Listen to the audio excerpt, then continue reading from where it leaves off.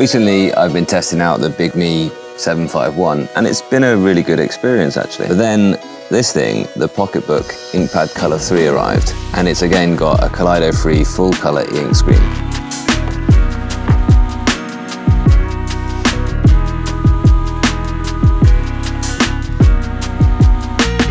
This one though is a 7.8-inch screen, so it's that bit bigger than the 7-inch screen here on the 751. First thing I'm wondering is, what is the form factor which suits readers best? Is it having the buttons on the side? And this is kind of where your thumb naturally falls as if you were reading a kind of paperback. Or is it on the bottom, as you have here on the PocketBook, where your thumb might fall if you were holding like a small fold-over notebook or something like that? Don't get me wrong, I think either are acceptable. This isn't going to be a real comparison between those two devices, although I might have something about traveling with different e-ink tablets coming soon. This really is my first kind of thoughts here about the PocketBook Inkpad Colour 3. First to say, it is not a note-taking tablet, it is a pure reader. And actually, I was wondering to myself, what's the real point of this? I wondered, why does this exist? Who can I recommend this to? It's a nice feeling e-ink reader. It's very light. It's not quite as light, however, as the Kindle Oasis, for instance, but it's certainly lighter than other equivalent size tablets to that. It's lighter than any of the kind of books tablets at this size that I've used. But the question is it anything else? Does it offer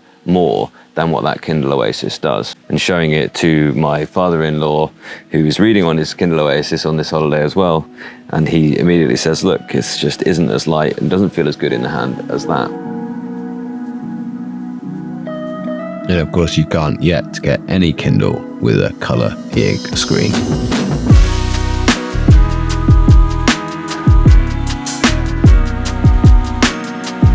So it should be a great library, and I think that it is a great library. I think that it's especially good for people who read in different languages other than English. But I wonder about the choice that you can't get a Kindle app on here. It is an Android operating system, but it's quite an older version of Android, and it's completely different to what you'd normally expect from Android. It's got very much the PocketBook e-reader skin on top. You can't get a Kindle app or a Books or a Barnes & Noble app, which I think would actually be quite useful for it, just to allow you the choice to go into whichever library that you want. And I haven't yet found out how to access free content within the PocketBook library. So I've been pretty much downloading and reading things which I've found on Gutenberg project, which has been good. It's been a decent experience of going through the browser to find those books and download them directly on the device.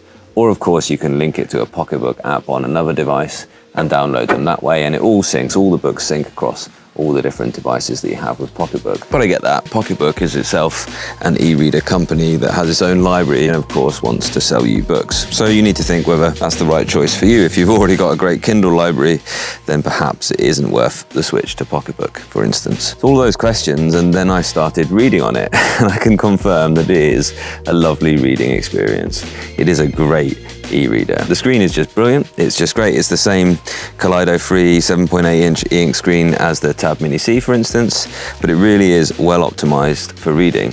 The page turns are really quick, but it does a full refresh each time and gives you really crisp text, which is a real joy to read. And the features, for instance, the way that you zoom in and out, it gives you a little preview of the text at the size it's going to be, and then it refreshes the screen and reflows the whole text so that it looks once again just as crisp as it did before. So although you can't go into the screen settings and change them, they have got the settings just right for reading. And I think that will appeal to a lot of people. This is something that's just for reading, and you're not going to have to play with the settings to get it looking just right. I also went ahead and downloaded some things with images, for instance, William Blake, and once again, they look absolutely fabulous. And the colors look great here in full sunlight. The reading light is also excellent. It has auto dimming, they call it smart light, and it's got a built-in speaker and Bluetooth, and you can download audiobooks to it, but you can also use text-to-speech. I think that's great because you might be reading, for instance, and then have to put the e-reader down and do something with your hands, and you can just continue reading exactly where you were. And it's got a variety of different voices that you can download. The lighting of the screen in indoor settings is also really quite good as well. It's a great little e-reader. I think you need to know that it's going to be for you in terms of that library rather than one of the other great alternatives that are out there. So more on this in the future.